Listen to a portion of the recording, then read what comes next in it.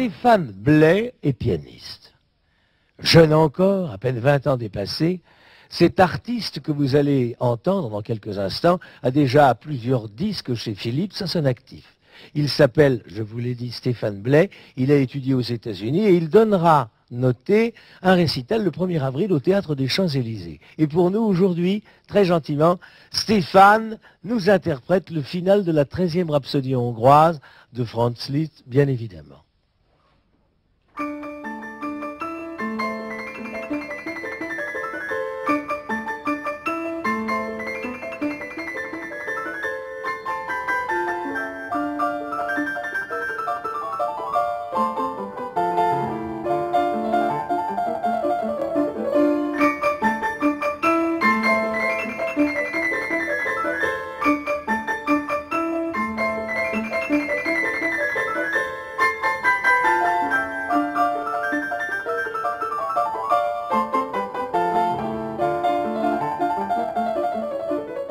Oui, j'ai enregistré une quarantaine de CD, dont à peu près tous les répertoires classiques, enfin de Liszt, qui était quand même le compositeur que j'ai le plus joué dans ma jeunesse, que je joue toujours, mais Liszt, Chopin, Beethoven, Schumann, Rachmaninoff, Bach, Mozart, enfin voilà, un répertoire assez éclectique, jusqu'à Gershwin d'ailleurs, même si je suis pas jazzman, mais j'adore le jazz aussi.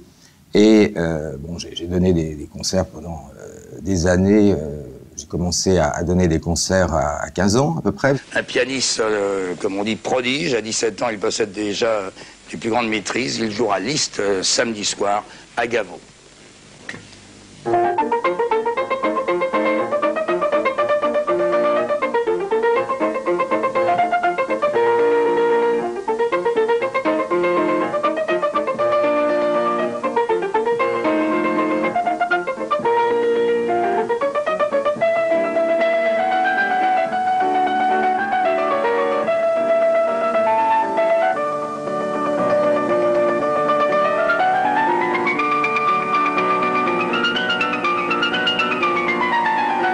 Je n'ai pas fait, moi, mes études au Conservatoire de Paris. Je suis parti à 15 ans à New York pour travailler avec Byron Janis, qui était le seul élève de Vladimir Horowitz. Et donc voilà, j'ai fait mes premiers concerts là-bas. Ça a été une expérience géniale. Ensuite, je suis revenu en France.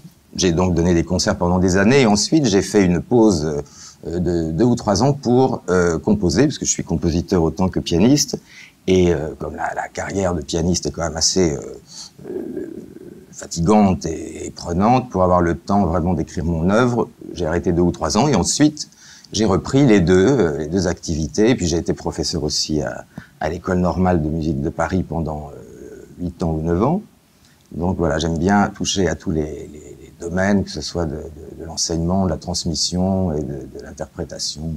Et évidemment de la composition, puisque j'ai écrit une dizaine de sonates pour piano, un concerto, et puis plein d'autres choses, voilà.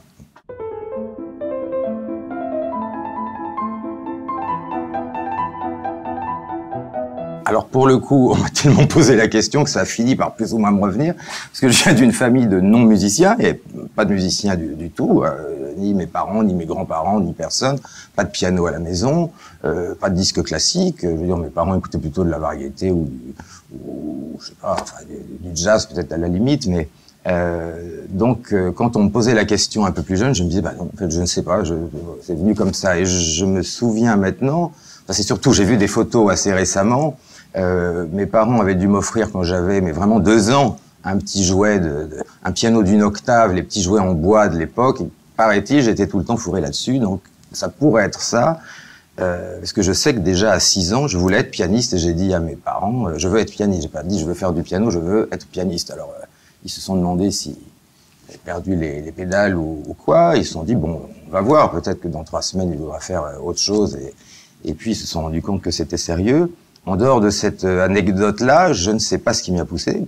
Simplement, c'était pour moi évident. Et voilà.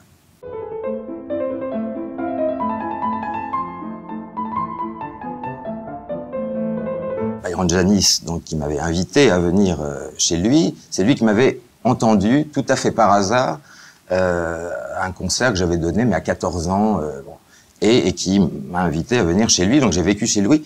Il est marié à la fille de Gary Cooper, l'acteur Voilà, et on est devenu, c'est mon papa spirituel, c'est mon papa musical, on va dire. Voilà. Il est toujours là aujourd'hui, il a 86 ans, mais c'est effectivement la personne qui a le plus compté dans ma vie de musicien.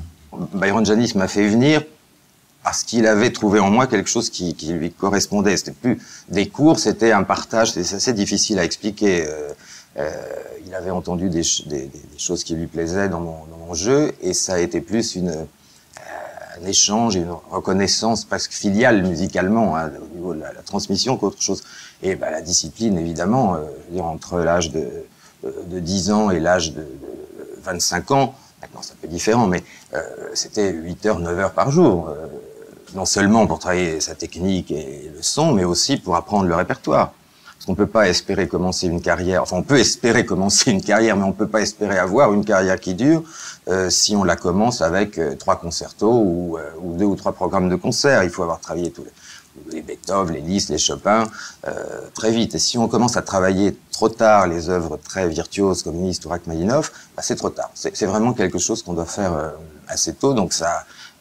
je veux dire, les seuls gens qui peuvent tenir sont vraiment des gens qui ont cette discipline. Et donc, pour avoir cette discipline à ce degré-là, à cet âge-là, il faut déjà être certain de la passion qu'on a. Sinon, on ne tient pas, franchement. On reçoit aujourd'hui un jeune pianiste qui a 18 ans. Il est né en 69. C'est un jeune pianiste prodige. Il s'appelle Stéphane Blais. Et voilà le disque qu'il a sorti. Stéphane Blais aux éditions Forlan, enfin aux éditions Maison de disque Forlan. Et c'est Stéphane Blais qui joue Franz Liszt exclusivement sur ce 30 cm.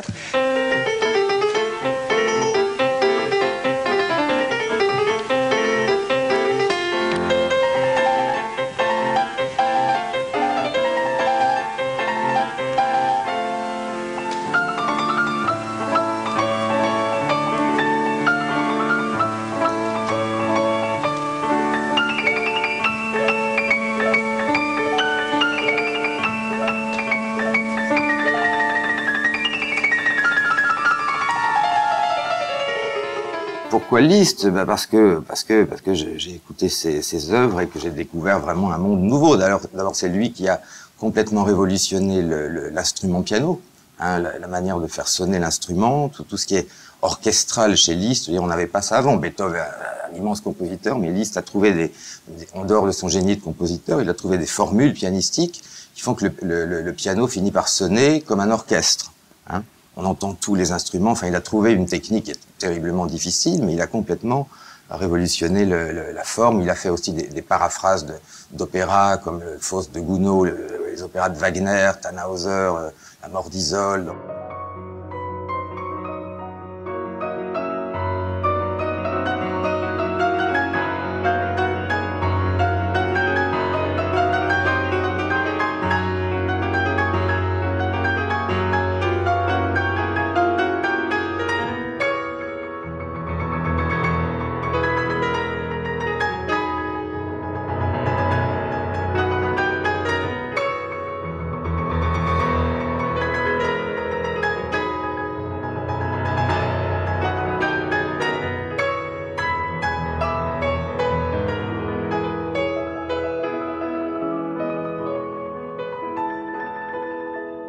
Des choses fantastiques. Et puis, évidemment, bon, il y a les rhapsodies hongroises, mais ça, c'est plus des choses virtuoses. C'est pas le Liszt aussi profond que la sonate en si mineur, mais la sonate, les années de pèlerinage, les harmonies poétiques et religieuses, c'est absolument génial. Et puis, l'œuvre symphonique.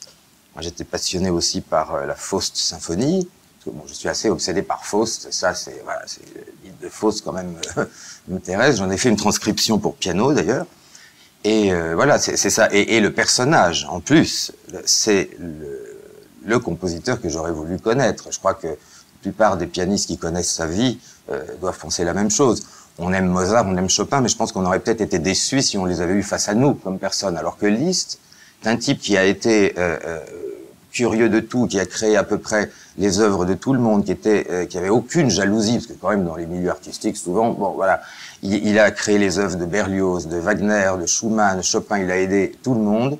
C'était vraiment quelqu'un d'exceptionnel humainement. Bon, on a dit que c'était un homme à femme, c'est pas faux, etc. Mais il a fini sa vie, il est rentré dans les ordres. Enfin, il a une vie qui est un roman.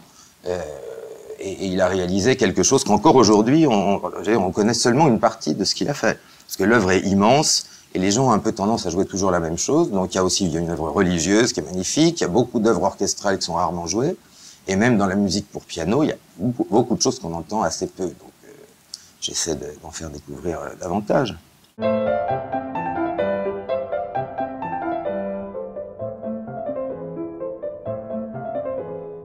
J'adore Led Zeppelin, donc j'ai tout Led Zeppelin, ça c'est sûr. J'allais même dire qu'au niveau du rock, ça c'est tout. Si j'écoute aussi Ozzy Osbourne de temps en temps, mais je préfère Led Zeppelin, mais j'aime bien les deux.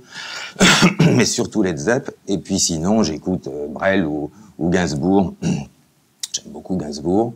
Voilà, il y a des gens qui disent que bon, ce qu'il faisait était des copies du classique, etc. C'est quand même plus compliqué que ça parce qu'il a quand même il y a quand même un don de mélodiste épatant. Moi, je pense justement qu'il a fait connaître plutôt des thèmes, mais en les... bon, enfin, moi j'aimais beaucoup ça. Sinon, voilà, si Amy Winehouse, que j'adore vraiment. Voilà, Led Zeppelin, Amy Winehouse, Osbourne, sinon Gainsbourg. Et sinon, évidemment, au niveau jazz, j'adore Errol Garner. Sinon, évidemment, Art Tatum. Voilà, mais Errol Garner, je dois dire que voilà, c'est vraiment...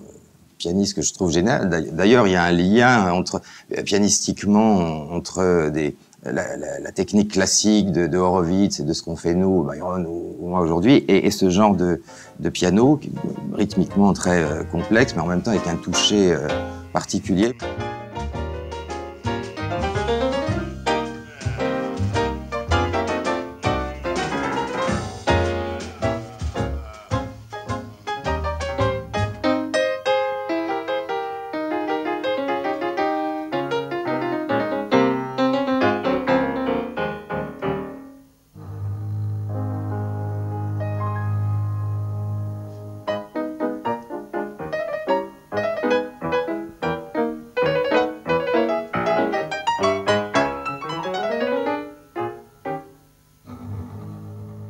Moi, j'adore. Donc, j'ai tous les disques d'Errol Garner. Je trouve que c'est un des plus grands pianistes de jazz de tous les temps.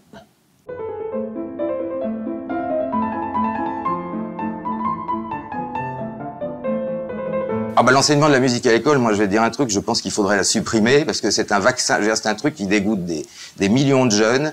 Faire chier des jeunes avec la flûte à bec dont ils n'ont rien à faire, ou leur faire apprendre par cœur ce qui est la forme sonate, au lieu de leur en faire écouter une, mais ils s'en foutent de ça. Donc, quasiment tous repartent de là avec un souvenir terrible de la musique. Ça leur donne pas du tout envie ni d'apprendre, ni d'écouter. Alors que finalement, quand on a 1 heure par semaine d'histoire de la musique, c'est quand même logique. Il vaudrait mieux leur faire écouter Rhapsody in Blue de Gershwin ou une sonate de Beethoven ou je sais pas quoi, et faire un petit résumé de la vie du compositeur. Ça pourrait leur donner envie, voilà. Mais c'est sûr que c'est sûr que le mec un peu macho qui se retrouve avec une petite flûte à bec parce qu'on lui a demandé, bon, pas seulement, hein, tout le monde en a marre de ça. Mais bon, c'est terrible, terrible. Et puis vraiment, c'est didactique. Enfin, franchement, quelqu'un qui n'a jamais écouté une sonate n'a rien à foutre de la forme A, machin, exposition, ça n'intéresse personne. Donc, je pense que ça a un impact très négatif. Enfin, je pense pas, j'en suis sûr.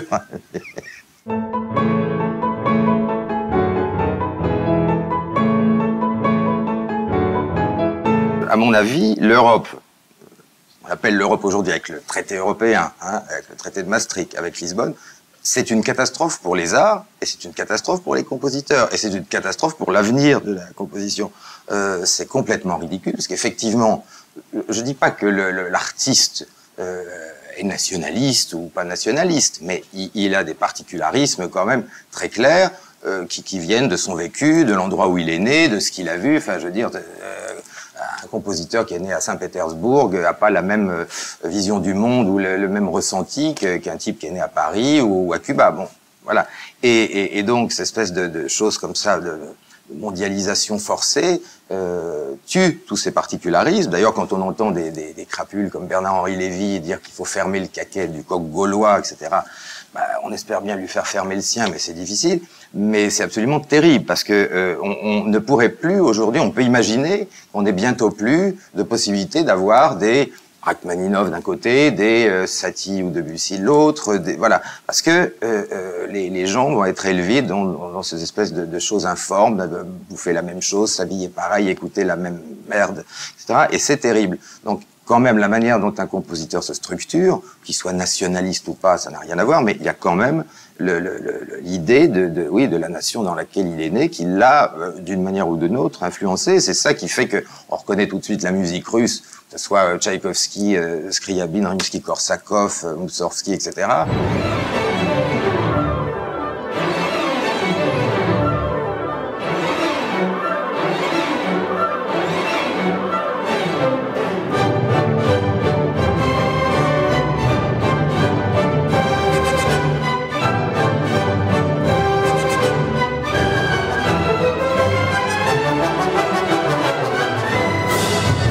C'est sûr que c'est pas pareil que Debussy ou Ravel.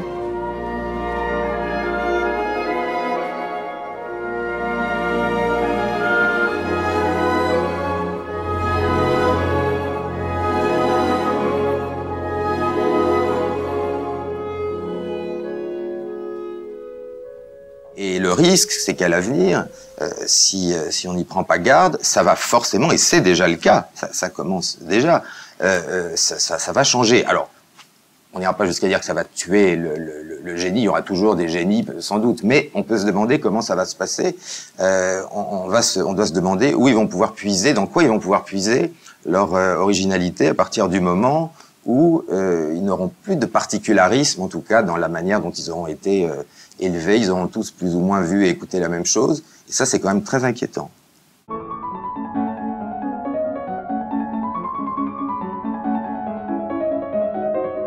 Alors d'abord, dans cette forme de spiritualité, pour moi, j'allais dire, il y a un lien direct avec la musique. On parle d'énergie, on parle de vibration, on parle des choses qui existent mais qui ne se voient pas, et ça ne peut que passionner un musicien. Et puis dans l'herméneutique, oui, c'est ce que je recherche aussi. C'est toujours passionnant d'essayer de revenir à une tradition primordiale qui s'est plus ou moins perdue, et puis de voir les mouvements évolutifs. Tout est symbole, la musique est symbole, donc le reste aussi. Et je suis passionné par toutes les formes de symbolisme. Simplement, je me suis aperçu que il reste assez peu de personnes qui s'intéressent vraiment à ça, parce que la franc-maçonnerie d'aujourd'hui, j'en sais quelque chose, c'est malheureusement devenu quelque chose qui n'a rien à voir avec le symbolisme proprement dit. On dit ça, mais non. En fait, enfin, je parle des obédiences de Grand Orient, ou enfin, les obédiences de quartier, comme je dis. Bon, ça n'a plus rien à faire avec ça. Ce sont des lobbies de pouvoir, et c'est tout. Il faut bien le dire, malheureusement. J'en dirai un peu plus dans le livre, justement, même beaucoup plus, parce qu'il faut savoir où se situe l'arnaque, et c'est assez grave. Donc, mais enfin, il y a des gens qui peuvent s'intéresser à ça entre eux. Voilà, moi, je préfère parler avec 3 ou 4 amis qui sont intéressés aussi par l'ancienne Égypte, ou par la Grèce antique, ou par les Chaldéens, ou autre chose, que d'aller tourner en rond comme un con avec un tablier. Voilà. Je l'ai fait, mais je m'en suis mordu les doigts, et j'ai quitté avec grand soulagement.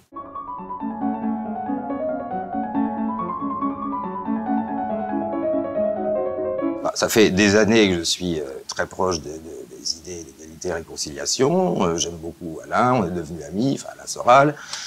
J'avais été un des premiers à soutenir Dieudonné à l'époque de son sketch, quand la terre entière nous était tombée dessus, avec Daniel Prévost à l'époque, enfin bref. Et puis je connaissais beaucoup de gens qui étaient proches de ça. Enfin, par la force des choses, on se rapproche. Donc ça me paraissait normal d'aller jusqu'au bout, et je suis très content de l'avoir fait, parce que on est nombreux quand même à commencer à en avoir par-dessus la tête, hein, pour dire très clairement. Enfin, j'essaie de rester poli, mais enfin c'est beaucoup plus que ça, hein, de tout ce bordel, voilà. Et il faut bien savoir que dans la musique classique, la pression est la même, pour ne pas dire plus, que dans d'autres milieux. Faut pas croire que parce qu'on joue du piano, si on a, bon, évidemment, les autres la ferment parce que soit ils pensent pas comme ça, soit peut-être ils le pensent même.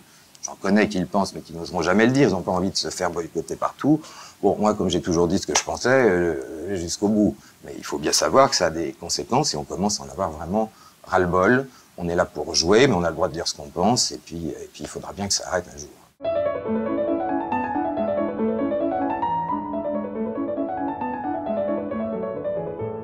C'est une catastrophe totale, absolue, dans tout. Les milieux artistiques, musicaux et autres sont complètement corrompus. Et même lorsqu'un musicien ou une jeune musicienne, enfin on en parlait il n'y a pas longtemps, est découvert ou découverte aujourd'hui, ces gens-là vous vendent ça comme s'il s'agissait d'une prostituée ou d'un... C'est absolument terrifiant. On est dans l'époque vraiment de l'artiste Kleenex. Alors il n'y a plus du tout de personnes qui suivent une carrière, qui s'intéressent à un artiste ou je veux dire, si j'avais 18 ans aujourd'hui, je pense que ça serait plus difficile pour moi d'éditer mes premières œuvres de compositeur ou d'avoir quelqu'un qui se dise tiens voilà il a un talent, on va essayer de le suivre, parce qu'aujourd'hui tout est fait comme ça au jour le jour, on fait des coups même dans le classique. Bon, alors sur le plan artistique c'est catastrophique, ce qui ne veut pas dire qu'il n'y a pas de très bons artistes, il y en a, mais le milieu est complètement corrompu. En quelques années tout est devenu quasiment de l'autoproduction alors que c'était pas du tout le cas, les maisons de disques font n'importe quoi. Bon, évidemment il y a eu la révolution du net, ce qui est une très bonne chose finalement pour diffuser la musique. Bon, maintenant ça a tué beaucoup de maisons de disques. Bon là c'est pour parler de la musique elle-même, mais c'est pareil partout. Enfin dans la littérature, bon, j'ai quand même des amis écrivains, etc., qui te disent des choses en privé qu'ils n'oseront jamais dire, parce que s'ils le disent, ils n'ont plus de maison d'édition. Enfin on est vraiment... c'est intéressant d'ailleurs de voir plus la société est libertaire et moins il y a de liberté. C'est toujours comme ça. Donc là... bientôt, on pourra se mettre une plume dans le cul, dans la rue, etc. Mais on ne pourra plus ouvrir la bouche pour critiquer un ministre. Voilà, c'est assez inquiétant. Donc, il y a ça d'un côté. Et puis, quand même, en France, c'est encore pire. Vraiment, j'ai des amis américains qui me disent c'est stupéfiant. On ne peut plus rien dire. Et si on n'est pas vraiment, si on ne baisse pas les yeux et si on n'est pas de petite mafia bien précise, on se fait boycotter, on se fait insulter, et enfin voilà, il faut savoir que la liberté a un prix, mais je regrette pas du tout. Par contre, c'est vrai que l'époque est très inquiétante, et puis surtout, évidemment, la lobotomie programmée de toute une génération. Bon, là, ce que fait Vallaud-Belkacem avec l'école, c'est monstrueux. Enfin, là, je crois qu'à peu près tout le monde est d'accord, sauf qu'il y a des gens qui n'osent pas le dire, mais c'est monstrueux. Et voilà, donc... je crois que c'est clair. Donc s'il n'y a pas un mouvement qui essaie de récupérer un peu ça, on est mal. C'est pour ça d'ailleurs que je pense qu'égalité et réconciliation va pouvoir aider à ce genre de choses, parce qu'en dehors de ça, il y a rien. Et si on continue à suivre les cursus tels qu'ils nous sont imposés dans les écoles, enfin, c'est une catastrophe.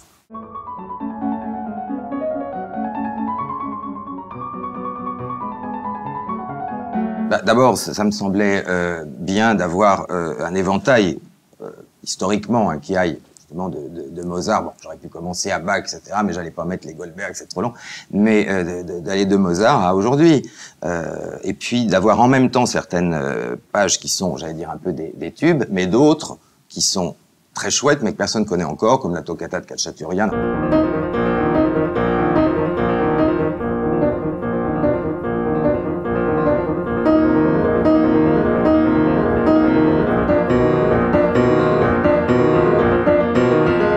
Il y a en même temps des œuvres assez connues, la Sonate Clair de Lune de Beethoven, par exemple, mais des choses vraiment comme un moment musical de Rachmaninov qui est absolument génial et qui montre bien que Rachmaninov, c'est pas, contrairement à ce qu'on croit, un peu de la musique sucrée ou hollywoodienne, mais c'est tout le contraire.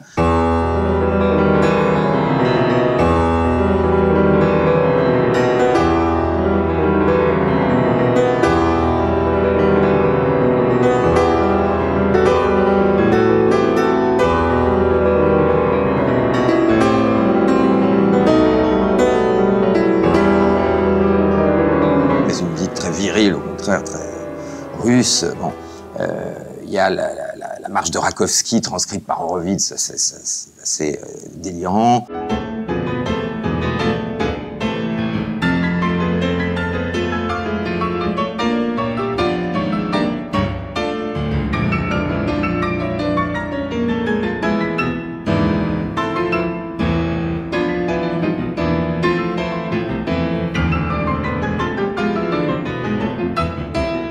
Il y a du Mozart, il y a une de mes œuvres, ou deux, je crois.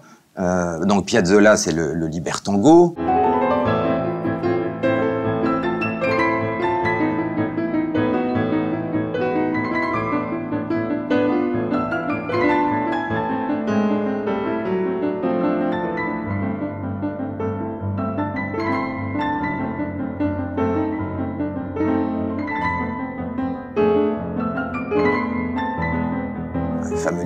tango, je pense que ça fera pas de mal. En même temps, en ce moment, on a besoin de ça. Je me suis dit, il faut pas le rater, celui-là.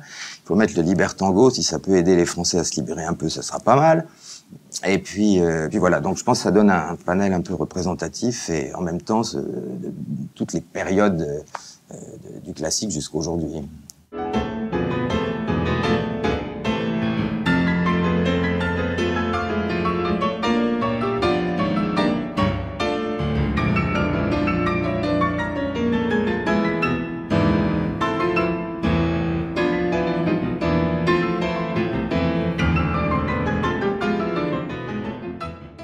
Terrible de la musique, ça leur donne pas du tout envie ni d'apprendre ni d'écouter, alors que finalement quand on a 1 heure par semaine d'histoire de la musique, c'est quand même logique, il vaudrait mieux leur faire écouter Rhapsody in Blue de Gershwin ou une sonate de Beethoven ou je sais pas quoi, et faire un petit résumé de la vie du compositeur. Ça pourrait leur donner envie, voilà. Mais c'est sûr que le mec un peu macho qui se retrouve avec une petite flûte à bec parce qu'on lui a demandé, bon, pas seulement, hein, tout le monde en a marre de ça, mais bon, c'est terrible, et puis vraiment, c'est didactique. Enfin, franchement, quelqu'un qui n'a jamais écouté une sonate, n'a rien à foutre de la forme machin, exposition, ça n'intéresse personne, donc je pense que ça a un impact très négatif. Enfin, je pense pas, j'en suis sûr.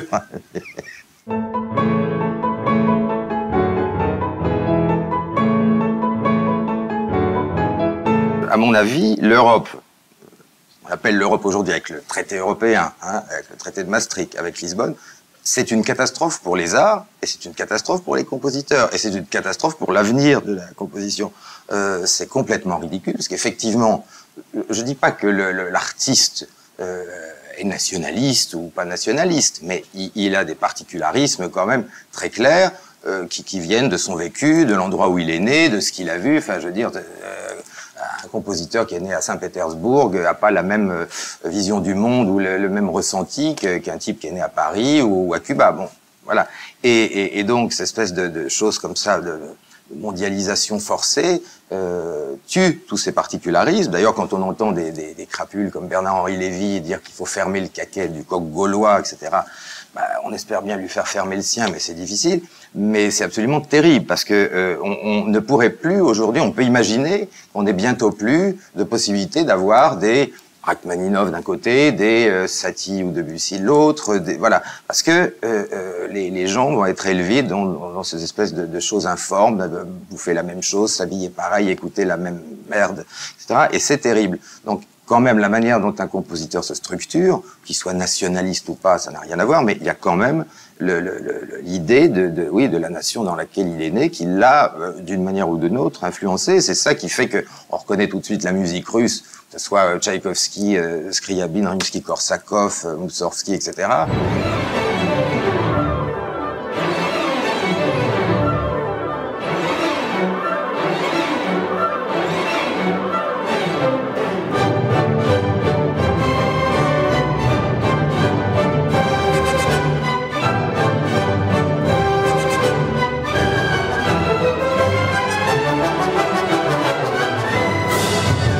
C'est sûr que c'est pas pareil que Debussy ou Ravel.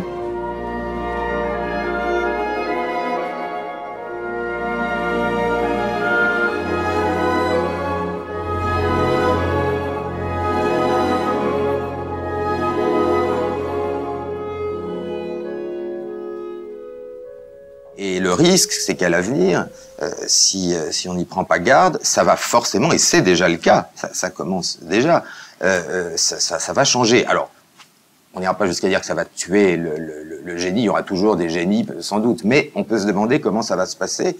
On doit se demander où ils vont pouvoir puiser, dans quoi ils vont pouvoir puiser leur originalité à partir du moment où ils n'auront plus de particularisme, en tout cas dans la manière dont ils auront été élevés. Ils auront tous plus ou moins vu et écouté la même chose, et ça c'est quand même très inquiétant.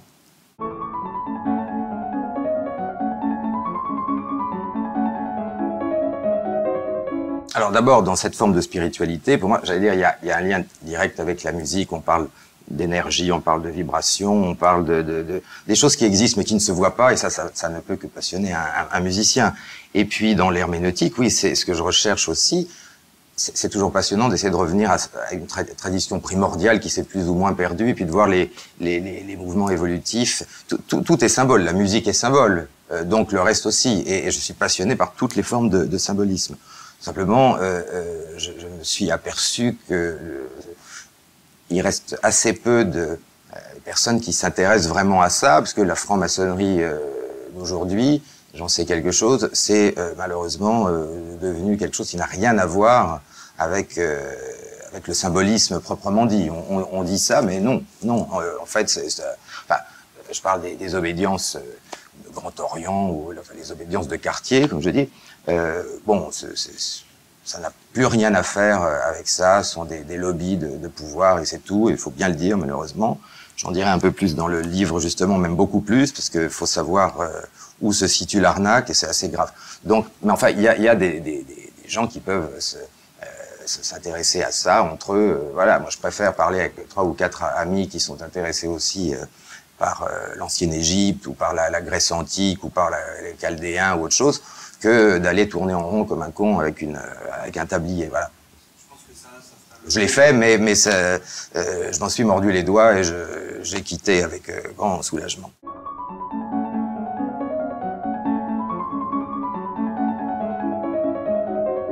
Ça fait des années que je suis très proche des idées d'égalité et réconciliation. J'aime beaucoup Alain, on est devenus amis, enfin Alain Soral.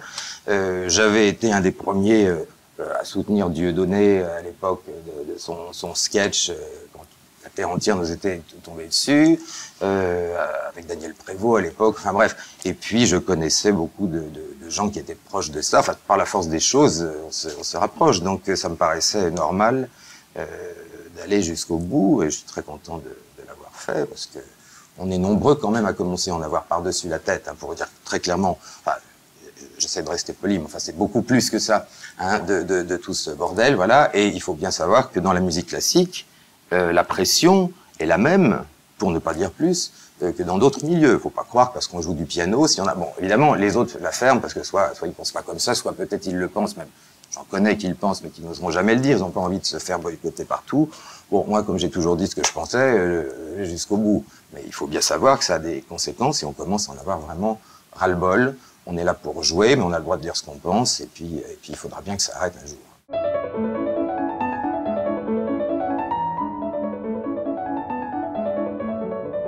C'est une catastrophe totale, absolue, dans tout. Les milieux artistiques, musicaux et autres sont complètement corrompus. Et même lorsqu'un musicien ou une jeune musicienne, enfin on en parlait il n'y a pas longtemps, est découvert ou découverte aujourd'hui, ces gens-là vous vendent ça comme s'il s'agissait d'une prostituée ou d'un... C'est absolument terrifiant. On est dans l'époque vraiment de l'artiste Kleenex. Alors il n'y a plus du tout de personnes qui suivent une carrière, qui s'intéressent à un artiste ou un... Moi, je veux dire, si j'avais 18 ans aujourd'hui, je pense que ça serait plus difficile pour moi d'éditer mes premières œuvres de compositeur, ou d'avoir quelqu'un qui se dise tiens voilà il a un talent, on va essayer de le suivre, parce qu'aujourd'hui tout est fait comme ça au jour le jour, on fait des coups, même dans le classique. Bon, alors sur le plan artistique c'est catastrophique, ce qui ne veut pas dire qu'il n'y a pas de très bons artistes, il y en a, mais le milieu est complètement corrompu. En quelques années tout est devenu quasiment de l'autoproduction, alors que c'était pas du tout le cas. Les maisons de disques font n'importe quoi. Bon, évidemment il y a eu la révolution du net, ce qui est une très bonne chose finalement pour diffuser la musique. Bon, maintenant ça a tué beaucoup de maisons de disques. Bon là c'est pour parler de la musique elle-même, mais c'est pareil partout. Enfin dans la littérature, bon, j'ai quand même des amis écrivains, etc., qui te disent des choses en privé qu'ils n'oseront jamais dire, parce que s'ils le disent, ils n'ont plus de maison d'édition. Enfin on est vraiment... c'est intéressant d'ailleurs de voir, plus la société est libertaire et moins il y a de liberté. C'est toujours comme ça.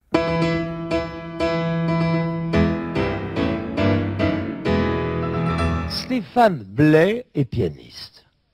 Jeune encore, à peine 20 ans dépassés, cet artiste que vous allez entendre dans quelques instants a déjà plusieurs disques chez Philips à son actif. Il s'appelle, je vous l'ai dit, Stéphane Blais. Il a étudié aux États-Unis et il donnera, notez, un récital le 1er avril au Théâtre des Champs-Élysées. Et pour nous, aujourd'hui, très gentiment, Stéphane nous interprète le final de la 13e rhapsodie hongroise de Franz Liszt, bien évidemment.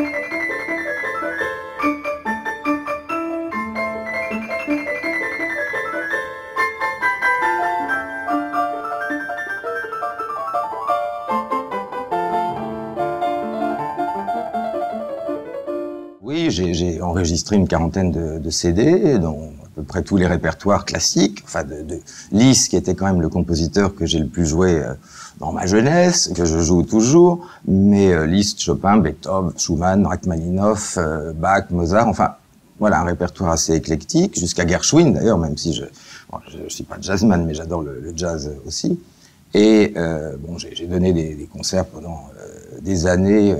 J'ai commencé à donner des concerts à 15 ans à peu près. Un pianiste, comme on dit, prodige. À 17 ans, il possède déjà les plus grandes maîtrises. Il jouera Liszt samedi soir à Gaveau.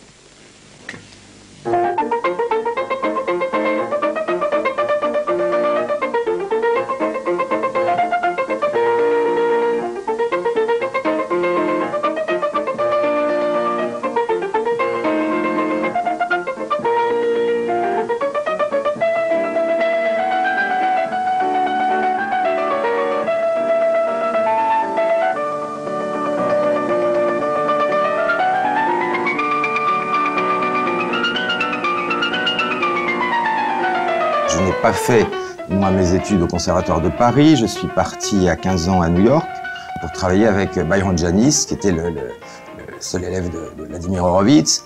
Et donc voilà, j'ai commencé, j'ai fait mes premiers concerts là-bas. Ça a été une expérience géniale. Ensuite, je suis revenu en France. J'ai donc donné des concerts pendant des années. Et ensuite, j'ai fait une pause de 2 ou 3 ans pour composer, parce que je suis compositeur autant que pianiste. Et comme la carrière de pianiste est quand même assez fatigante et prenante, pour avoir le temps vraiment d'écrire mon œuvre, j'ai arrêté 2 ou 3 ans et ensuite j'ai repris les deux activités. Et puis j'ai été professeur aussi à l'École normale de musique de Paris pendant 8 ans ou 9 ans. Donc voilà, j'aime bien toucher à tous les domaines, que ce soit de l'enseignement, de la transmission et de l'interprétation. Et évidemment de la composition, puisque j'ai écrit une dizaine de sonates pour piano, un concerto, et puis plein d'autres choses, voilà.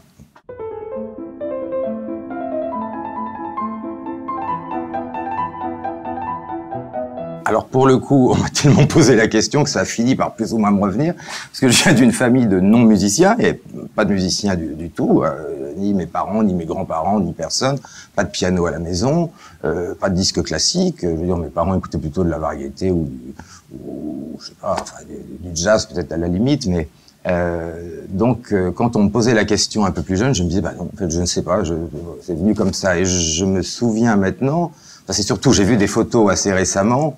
Mes parents avaient dû m'offrir quand j'avais mais vraiment 2 ans un petit jouet, un piano d'1 octave, les petits jouets en bois de l'époque.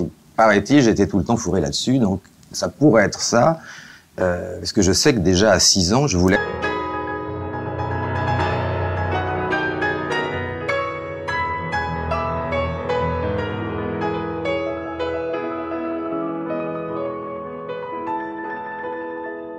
des choses fantastiques. Et puis, évidemment, bon, il y a les rhapsodies hongroises, mais ça, c'est plus des choses virtuoses. C'est pas le Liszt aussi profond que la sonate en si mineur, mais la sonate, les années de pèlerinage, les harmonies poétiques et religieuses, c'est absolument génial. Et puis, l'œuvre symphonique.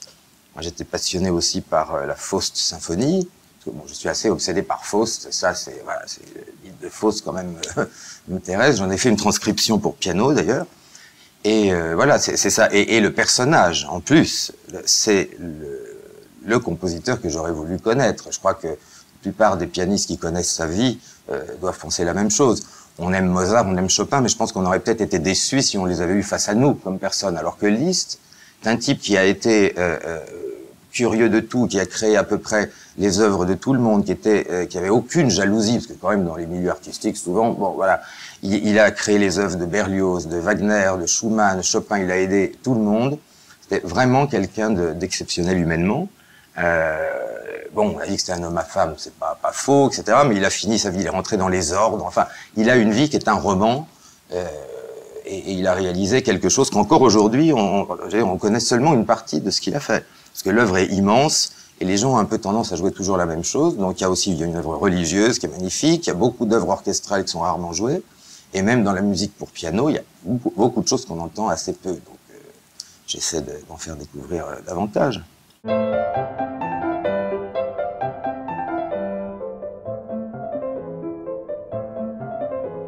Et j'adore Led Zeppelin, donc j'ai tout Led Zeppelin, ça c'est sûr. J'allais même dire qu'au niveau du rock, c'est tout. Si j'écoute aussi Ozzy Osbourne de temps en temps, mais je préfère Led Zeppelin, mais j'aime bien les deux.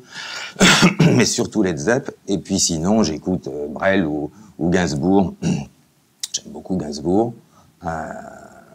Voilà, il y a des gens qui disent que bon, c'était ce qu'il faisait était des copies du classique, etc. C'est quand même plus compliqué que ça parce qu'il a quand même, il y a quand même un don de mélodiste épatant. Moi, je pense justement qu'il a fait connaître plutôt des thèmes, mais en les, bon, enfin, moi j'aimais beaucoup ça. Sinon, voilà, si Amy Winehouse que j'adore vraiment, voilà, Led Zeppelin, Amy Winehouse, Osbourne, sinon.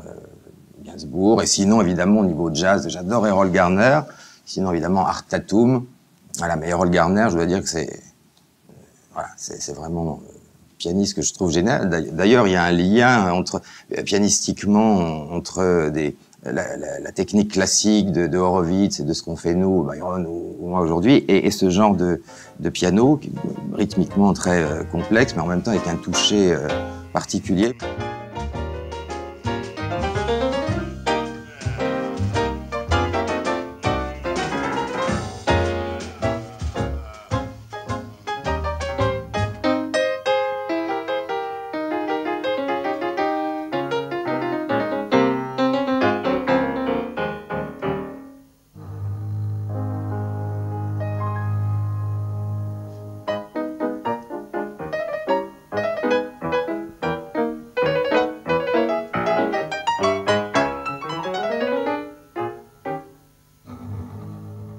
Moi, j'adore. Donc, j'ai tous les disques d'Errol Garner. Je trouve que c'est un des plus grands pianistes de jazz de tous les temps.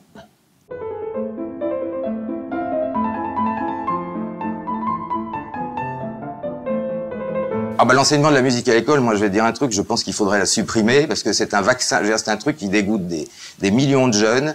Faire chier des jeunes avec la flûte à bec dont ils n'ont rien à faire ou leur faire apprendre par cœur ce qui est la forme sonate au lieu de leur en faire écouter une, mais ils s'en foutent de ça. Donc, quasiment tous repartent de là avec un souvenir. Être pianiste, j'ai dit à mes parents, je veux être pianiste. J'ai pas dit je veux faire du piano, je veux être pianiste. Alors, ils se sont demandé si j'avais perdu les pédales ou quoi. Ils se sont dit, bon, on va voir, peut-être que dans 3 semaines, il voudra faire autre chose. Et puis, ils se sont rendus compte que c'était sérieux. En dehors de cette anecdote-là, je ne sais pas ce qui m'y a poussé. Simplement, c'était pour moi évident. Et voilà.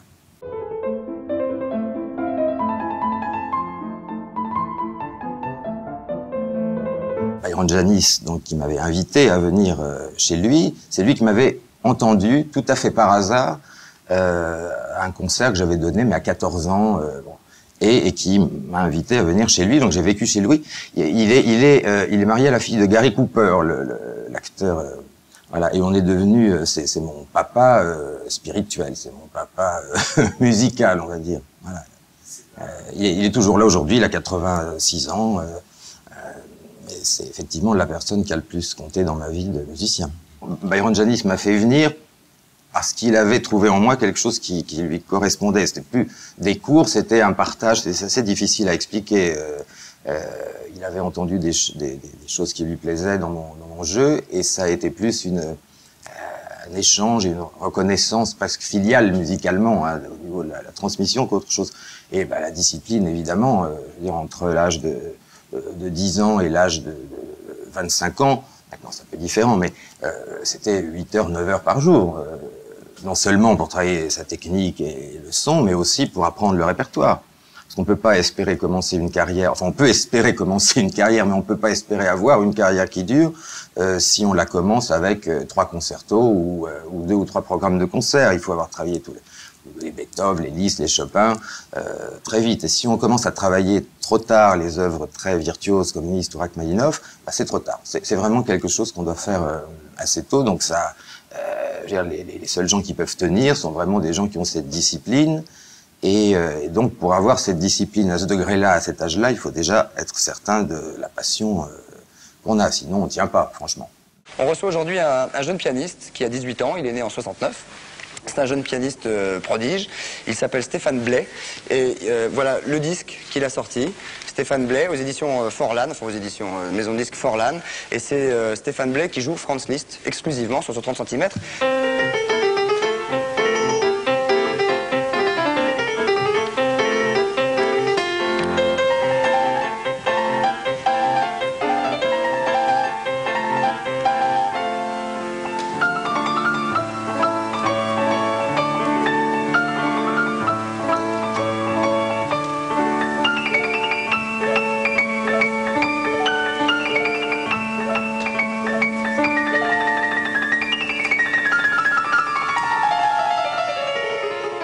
Pourquoi Liszt? Parce que j'ai écouté ses œuvres et que j'ai découvert vraiment un monde nouveau. D'abord, c'est lui qui a complètement révolutionné l'instrument piano, hein, la manière de faire sonner l'instrument, tout ce qui est orchestral chez Liszt. On n'avait pas ça avant. Beethoven, un immense compositeur, mais Liszt a trouvé en dehors de son génie de compositeur, il a trouvé des formules pianistiques qui font que le piano finit par sonner comme un orchestre.